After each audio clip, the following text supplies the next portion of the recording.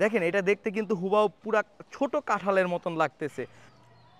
এটা খেতে খুবই টক, কিন্তু উনি মিষ্টি বলেছিল, এটা মিষ্টি না। হ্যালো গাইস, আসসালামু আলাইকুম। আপনারা সবাই কেমন আছেন? আজকে ভিডিওটা খুবই ইন্টারেস্টিং, কারণ হচ্ছে আপনারা এই ফলটা দেখে বুঝতে পারতেছেন, কারণ এই ফলটা দেখতে অনেকটা কিন্তু কাঁঠালের মতন, বাট এটার নাম কার কার জেলায় কী নামে বলে সেটা কিন্তু আমাকে কমেন্ট করে জানিয়ে দিবেন। আর আমি যার থেকে কিনেছিলাম সে আমাকে বললো এটা চাং ফল, বাট আমার নামটা একটু আজব লাগলো।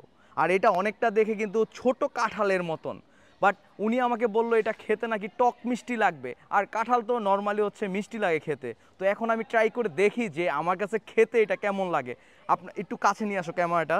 দেখেন এটা দেখতে কিন্তু হুবাহু পুরা ছোট কাঁঠালের মতন লাগতেছে, বাট এটা অনেক পেকে গেছে, এই জন্য আর কি এটা ফাইটা গেছে। তো এখন আমি খেয়ে দেখি যে আমার কাছে খেতে এটা কেমন লাগে। তো সামনে নিয়ে আসো, এটা একটু ভাঙিয়া দেখাই।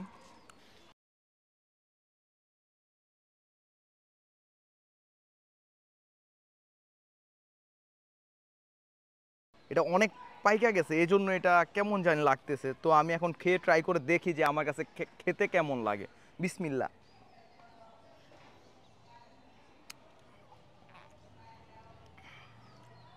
এটা খেতে খুবই টক, কিন্তু উনি মিষ্টি বলেছিল, এটা মিষ্টি না, খুবই টক। আর এটা আপনারা কারা খেয়েছেন তারা কিন্তু আমাকে কমেন্ট করে জানিয়ে দিবেন। হুম। আর উনি আমাকে বলেছিল যে এটা যেহেতু টক মিষ্টি লাগে, এটা হচ্ছে আচার বানিয়ে খেতে নাকি খুবই আরও বেশি মজা লাগে। যারা টক পছন্দ করেন তাদের জন্য এটা বেস্ট একটা ফল হতে পারে। আর এটা খেতে মোটামুটি ভালো, অতটা খারাপও না। তো ধন্যবাদ সবাইকে, আজকের ভিডিওটা এই পর্যন্তই। আপনাদের সাথে নতুন কোনো ভিডিওতে আবার নতুন প্লেসে দেখা হবে।